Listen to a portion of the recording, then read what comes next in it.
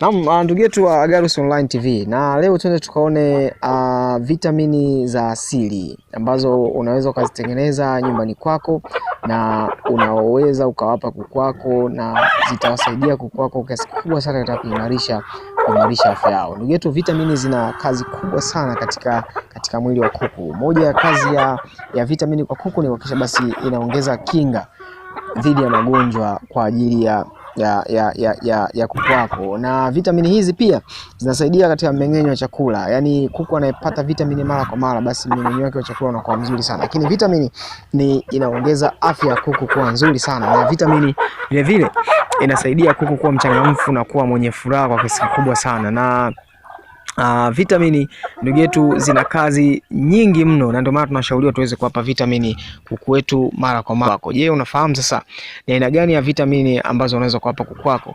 Je, zipo? Unaweza kununua dukani zile vitamini, unaweka kwenye maji ukawapa kuku wako wakatumia, au kwa maelekezo mengine ambayo utakapewa na mtaalamu. Lakini sasa leo kuna vitamini za asili tumekuletea katika somo la leo. Tutaenda kuona vitamini, tumekuletea kama 3 hivi. Tunaamini kwamba unaweza kuzitumia wewe hapo kama mfugaji, ukaziandaa hapo nyumbani kwako na ukawapa kuku wako, na matokeo yakawa makubwa, yakawa mazuri sana. Karibu ujiunge nasi katika somo la leo. Unahitaji kuwa mtaalamu na mbobezi katika kilimo na ufugaji? Agarus TV ni suluhisho lako. Subscribe kisha bonyeza alama ya kengele ili usipitwe na chochote. Asante.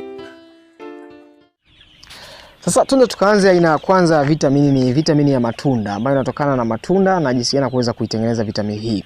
Na miongoni mwa matunda tutakayokuwa nayo ni karoti, lakini unatakiwa uwe na matango au tango, lakini vile unakuwa na ndizi ambazo za zile zilizoiva, lakini unakuwepo na papai, na unakuwa na maganda ya mayai. Yani maganda mayai, tunasema zile egg shells. Yani yai tulile lile kushapasua, kushatoa vitu vya ndani, lile ganda lake ambalo umeandaa kwa kuanika, lazima lianikwe vizuri kabisa.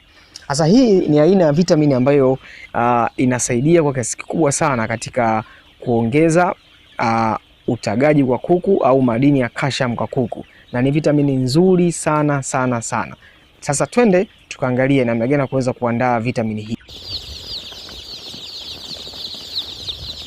Cha kwanza unatakiwa kufanya, unatakiwa uwe na karoti 2, lakini uwe na matango 2, unatakiwa uwe na ndizi 3 za kuiva, ndizi 3 za kuiva, lakini uwe na papai robo, kiasi kama cha robo hivi, lakini uwe na hiyo maganda hayo ya mayai ambayo umeyasaga vizuri, umeyapasua vizuri, ambayo yameanikwa kwa kiasi kikubwa sana. Sasa namna gani kuweza kutengeneza hivi? Cha kwanza unatakiwa uoshe hayo matunda, lakini utayakata vizuri kwenye vipande vidogo vidogo. Lakini cha pili unatakiwa kufanya kwamba unaweka hayo matunda kwenye container ambayo unaongeza na kiasi kidogo cha maji, na hii inategemea sasa na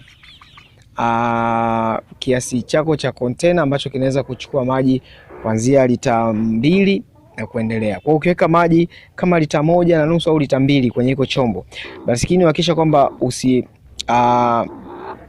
usijaze maji mpaka juu kabisa, kwa sababu baada ya muda haya maji yatapanda juu kutokana na siku zinapozidi kuongezeka. Lakini pia unatakiwa tunatumia kitambaa, basi unafunga juu na raba bendi kama hivyo unavyoona hapo kwenye hiyo chupa, lakini unaweza kutumia tajagi, wewe mwenyewe unaweza kaandaa hivyo.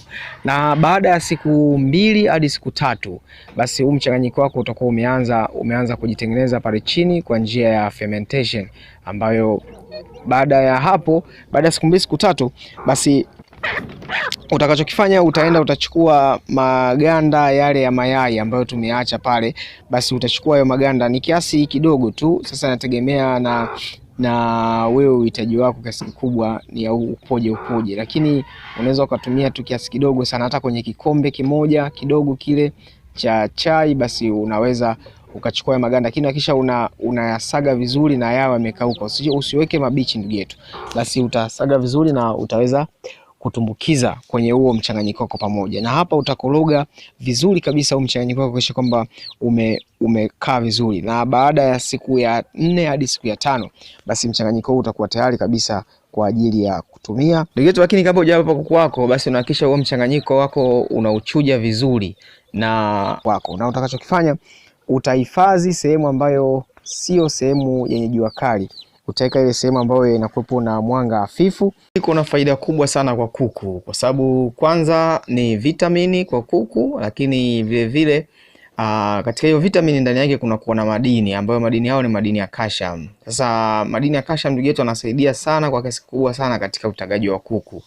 Kwa hiyo changamoto za utagaji wa kuku unaweza ukaziondoa kupitia tu mchanganyiko. Tuone namna gani utakavyoweza kutumia. Ndugu yetu, hii ni vitamini ya asili na inatumika kwa kiasi kidogo mno, kwa sababu matunda yana asidi kwa kiasi kikubwa sana. Kwa hiyo ukizidisha sana unaweza ukasababisha matatizo, ongezeko kwa asidi kwenye mwili wa kuku. Na kiasi chake utachukua maji lita 1 na utatumia, kama unatumia kile kijiko kidogo cha chai, vile vijiko vya zamani vile vidogo kabisa vile, basi unapima kile kijiko nusu, ambacho kile kijiko nusu ni wastani wa mililita 2.5. Kwa hiyo mililita 2.5 utaweka kwenye lita 1 ya maji. Lakini kama unatumia kile kijiko kikubwa cha chakula, basi unatakiwa uweke uchote au upime kiasi cha robo, ambapo ni sawasawa na hiyo. Huo ni mfano tu tumechukulia kwenye lita 1, lakini wewe utaangalia idadi ya maji ambayo kuku wako wanatumia kwa siku. Kwa hiyo utakachokifanya, kuku wako labda anatumia maji labda lita 2. Kwa hiyo kama ni lita 2, ina maana utapima mililita 5, na mililita 5 ni sawasawa na wastani wa kijiko kile kimoja cha chai kidogo, kile kimoja ni sawasawa na wastani wa mililita 5. Kwa hiyo utapima kile kijiko kimoja utaweka kwenye lita 2. Ina maana kama unatumia lita 4, ina maana utapima vile vijiko viwili vidogo vya chai utaweka kwenye lita 4 za maji. Na ndio hivyo utakavyoweza kuzidisha. Kama itakushinda basi hizo hesabu, basi wewe comment hapo, andika comment yako, swali lako kwamba kuku wako wanatumia lita ngapi za maji. Alafu sisi kama ASILI Online TV tutakusaidia kupiga hiyo hesabu na utajua utapima vijiko vingapi kwenye idadi ya lita za maji ambazo unataka kuandalia kuku wako. Kwa hiyo tukumbuke basi kupima hizo, tutumie hiyo hesabu vizuri isiwe na kuweza kuipiga.